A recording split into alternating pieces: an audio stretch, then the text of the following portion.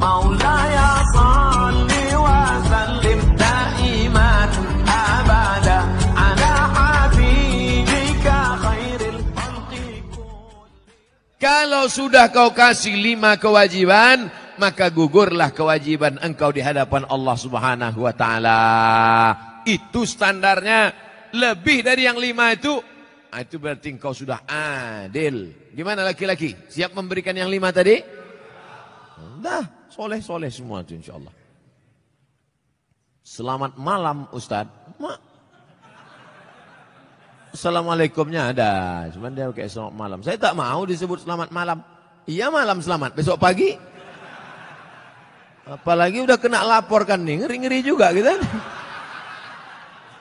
Iya, janganlah kalian mancing-mancing.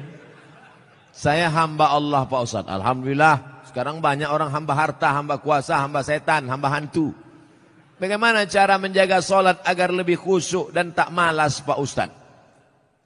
Itu nampak api kan? Kalau nanti terlintas di hatimu malas sholat, bakar jari sebentar. Berapa lama kau tahan? Buatlah. Agak-agak gosong sedikit. Hai tangan, tahan kau masuk neraka nanti tangan. Nama kau nanti nama nerakanya neraka sakor.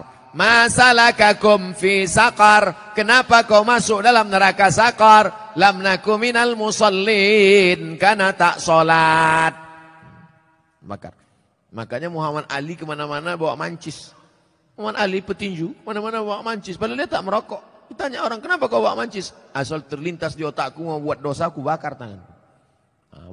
Kalau mancis tak mempan, obor, Pak. Bagaimana sholat ini khusyuk, Pak Ustadz? 5. Yang pertama, ketika berwudu, khusyuk. Waktu menyuci tangan, bersih dosa dari tangan. Waktu memasukkan air ke mulut ke hidung, bersihkan dosa-dosa mulut, dosa-dosa lidah, dosa hidung. Waktu air dibasuh ke muka, keluar dosa-dosa biji mata, banyak silap salah. Waktu air menyiram tangan, keluar dosa-dosa dari ujung jari jemari. Khusyuk. Waktu air mengusap kepala, keluar dosa isi kepala yang kotor sampai ke lubang telinga. Waktu air menyiram kaki, keluar dosa-dosa kaki yang dilangkahkan ke tempat maksiat dan dosa. Makanya ketika berwuduk itu jangan bercakap. Ini banyak orang sampai luduk bercakap. Itu udah aku bilang sama kau kemarin, panjat pinang itu jangan besar-besar kali pinangnya. Modal kita pun tak ada, tapi kau itulah. Pak RT kan udah ngasih, Pak RW kenapa enggak juga? Entahlah, kentutlah sama dia. Itulah maka tak khusyuk. Karena ketika wudhu masih bicara dunia. Lalu dari tempat wudhu ke tempat sholat tak boleh tasbih. Tasbih menggerak-gerakkan. Tak boleh. Tasbih tak boleh. Yang boleh tasbih. Subhanallah. Makanya kalau ada ngajak-ngajak ngobrol tak usah. Gimana kabar Anda? Subhanallah.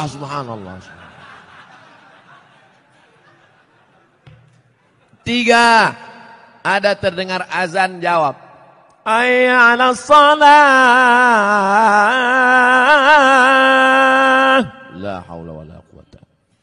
Jangan bicara waktu azan. Siapa yang bicara ketika azan dikumandangkan, matinya mati su'ul khatimah.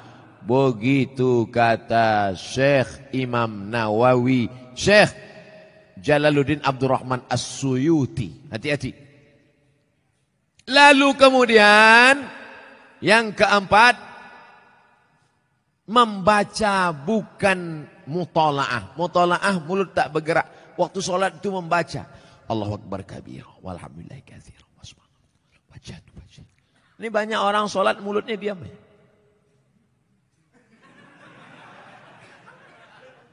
Mulut membaca. Karena di situ disebut qiraah. Qiraah artinya membaca. Bismillahirrahmanirrahim. Alhamdulillah. Yang kelima, mengerti apa yang dibaca. Itulah mengapa tadi saya pilih ayatnya, ayat-ayat pendek supaya besok kalau sholat zuhur mengerti apa yang dibaca. Wailul likulli humazatil lumazah alladzi jama'a malahu wa'addada. Kebetulan kawan di sebelah itu asik ngumpul-ngumpul harta. Jama'a malahu wa'addada.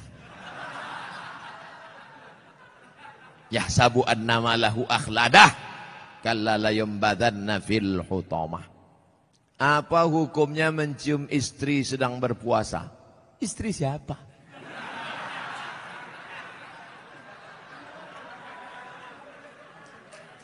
Kalau istri engkau yang kau cium, maka tak batal. Dalilnya Nabi mencium Aisyah. Tapi kalau dia ihtiyat, hati-hati, takut dia tak bisa mengendalikan hawa nafsunya seperti Nabi Muhammad SAW, maka dia ihtiyat, dijaganya.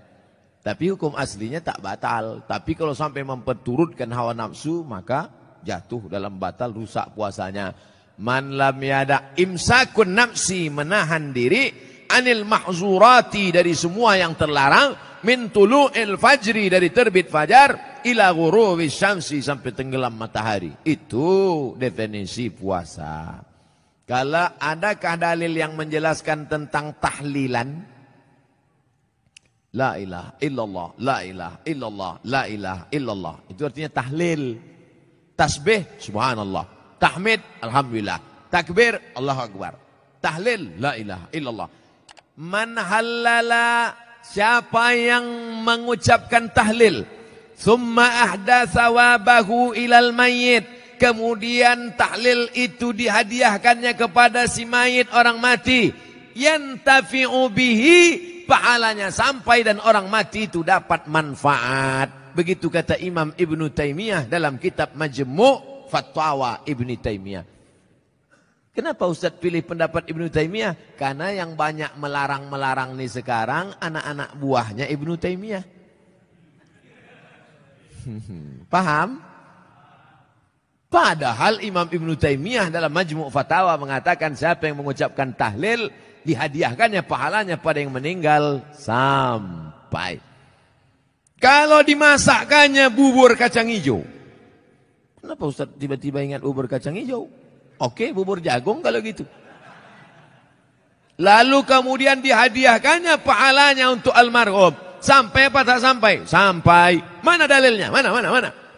Kata Sa'ad, ummi matat, makku mati. Afa atasaddaqu anha?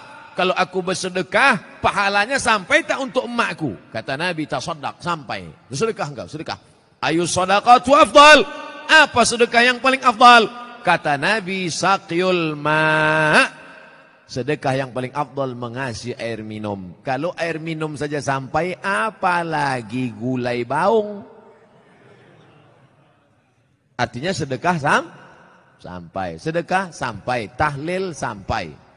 Apa lagi? Bacaan Quran. Yasin wal Qur'anil Hakim, innaka laminal mursalin. Sampai apa tak sampai bacaan Quran pada orang meninggal dunia? Sampai. Bacaan Quran untuk orang meninggal dunia sampai. Mana dalilnya? Ketika Nabi SAW melewati suatu makam, diambilnya pelepah korma, ditusukkannya ke makam itu. La'allallaha an yukhaffifa adzabahuma ma lam yaybasa. Tasbih pelepah korma sampai pada orang yang meninggal. Apa komentar Imam Nawawi dalam kitab Majmu', dalam kitab Al-Minhaj Syarah Sahih Muslim Ibn Al-Ajjaj? Kalau tasbih pelepah korma saja sampai, apalagi bacaan Quran orang yang beriman. Buka kitab Ar-Ruh, punya Imam Ibnu Qayyim Al-Jauziyah, murid Imam Ibnu Taimiyah. Punya murid namanya Ibnu Qayyim Al-Jauziyah. Punya kitab namanya Ar-Ruh. Diriwayatkan sampai kepada Imam Ahmad bin Ambal lewat di suatu makam. Ada orang membaca Al-Quran. Imam Ahmad bin Ambal melarang. Tapi orang itu menyebutkan riwayat hadis, ternyata perawinya thiqah, bahwa Nabi punya sahabat namanya Abdullah bin Umar, anak Umar bin Khattab, berpesan, kalau aku mati nanti, bacakan di atas kuburku, pada bagian kepalaku pangkal Al-Baqarah, pada bagian kakiku ujung Al-Baqarah. Itulah dalil bacaan Quran sampai untuk orang yang sedekah sampai, tahlil sampai, baca Quran sampai. Sudah saya sebutkan dalil-dalilnya. Tak juga percaya, saya tak bisa menjawab. Habis sudah. Saya cuma bisa minta nama lengkap supaya nanti kalau mati saya kirim. Kalau tak sampai, cepat-cepat kasih kabar.